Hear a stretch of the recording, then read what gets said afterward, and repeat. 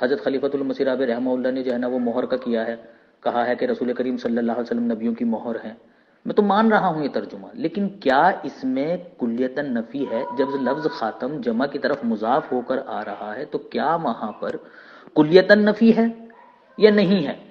آپ کہتے ہو جو کلیتاً نفی ہے، تو آپ مجھے قرآن کریم سے ثابت کیجئے کہ لفظ خاتم جمع کی طرف مضاف ہو کر آئے اور کلیتاً نفی. اس تحریر کے بارے میں نے اس لیے کہ مجھے پڑھا نہیں ہوا پوری طرح، تو انہوں نے خاتم کے مطلب بتائے. السلام علیکم ورحمۃ اللہ. محترم جناب، ہم نے جو ختم کا معنی، خاتم کا معنی یہاں پہ واضح کیا ہے وہ ہے کسی چیز کو سیل بند کر دینا، سیل لگا کے کسی چیز کو بند کر دینا. ہم نے آخری اور وہ تو بات ہی نہیں کی، وہ تو آپ کے مرزا بشیر الدین صاحب نے لکھا ہے، وہ لکھا ہے، اس سے بھی ہماری تائید ہوتی ہے. قرآن مجید میں کوئی ایک آیت اس کو بار بار نوٹ کریں، کوئی ایک آیت آپ لے آئیں کہ جو معنی آپ نے کہ خاتم النبیین کا، کہ بھی وہ افضل ترین نبی کہ جس پہ تمام نبیوں کے کمالات ختم ہو گئے ہیں. تو کوئی ایک آیت آپ لے آئیں کہ جہاں پہ آپ کے اس معنی کی تائید ہوتی ہو.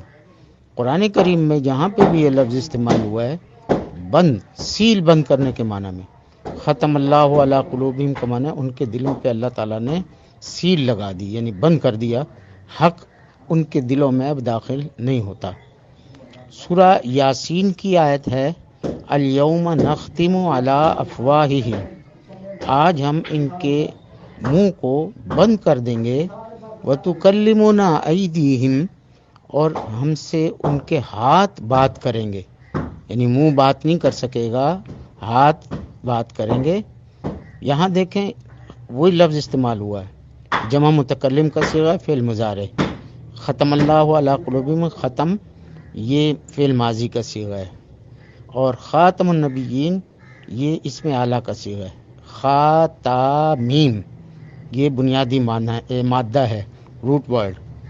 سب جگہ جو عربی کا کیا دنیا کی ہر زبان کا قانون ہے کہ جو بنیادی معنی ہوتا ہے روٹ ورڈ وہ ہر جگہ موجود ہوتا ہے، صرف اس کا زمانہ چینج ہوتا ہے، اس کی حالات، زمانہ، مکان یہ چینج ہوتے ہیں، باقی بنیادی معنی وہی رہتا ہے. تو میں یہ آپ سے مطالبہ کرتا ہوں کوئی ایک آیت بتائیں جہاں پہ افضل کا معنی ہو.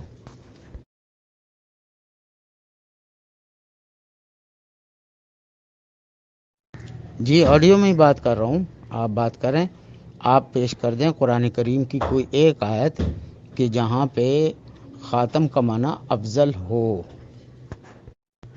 جب آپ لوگوں کے یہ دعویٰ ہے کہ جی ہم تو قرآن سے بات کرتے ہیں، دوسرا درجہ حدیث کا ہے، تو پھر ٹھیک ہے قرآن سے یہ ثابت کر دیں کہ قرآن کریم میں خاتم کا معنی کہیں پر بھی افضلیت کا، یہ جو خاتم النبیین کا معنی کیا ہے افضل کا، تو اس کی تائید میں کوئی ایک آیت پیش کر دیں. میں تو 2 آیتیں پیش کر چکا ہوں کہ جہاں بند کرنا ہے، اور 2 آیتیں میں مزید پیش کر سکتا ہوں مرزا بشیر الدین کی تفسیر سے. انہوں نے سیل بند کرنا، سیل بمہر کرنا کسی چیز کو، اور آخر کا معنی انہوں نے ختم کا لکھا ہے. اگر آپ کہیں تو میں لگا دیتا ہوں. جی محترم دیکھیں، سب سے پہلی بات تو یہ ہے کہ ہمارا جو دعویٰ ہے نا وہ یہ ہے کہ خاتم جو ہوتا ہے یہ افضل کے معنوں میں بھی آتا ہے. خاتم افضل کے معنوں میں ہی آتا ہے، یہ ہمارا دعویٰ نہیں ہے. ٹھیک ہے، تو خاتم النبیین کا جو ہم ترجمہ یہ کرتے ہیں کہ رسول کریم صلی اللہ علیہ وسلم سب سے افضل نبی ہیں، وہ اس وجہ سے کرتے ہیں کہ کیونکہ عربی لٹریچر میں خاتم جب جمع کی طرف مضاف ہوا ہے تو اس کے معنی افضل کے بھی آئے ہیں، اس وجہ سے ہم یہ ترجمہ کرتے ہیں. ٹھیک ہے، اب بتائیے آپ کیا کہنا چاہتے ہیں. نہیں تو یہ آپ کا جو ماننا ہے یا یہ عقیدہ ہے آپ کا، کیا یہ قرآن مجید کی کسی آیت سے اس کی تائید ہوتی ہے کہ جو معنی کیا آپ نے خاتم النبیین کا کہ افضل ترین نبی، تو کیا آپ کو قرآن سے کوئی اس کی تائید میں آیت ملی ہے؟ اگر وہ ہے تو لگاؤ، میں کب سے تو کہہ رہا ہوں.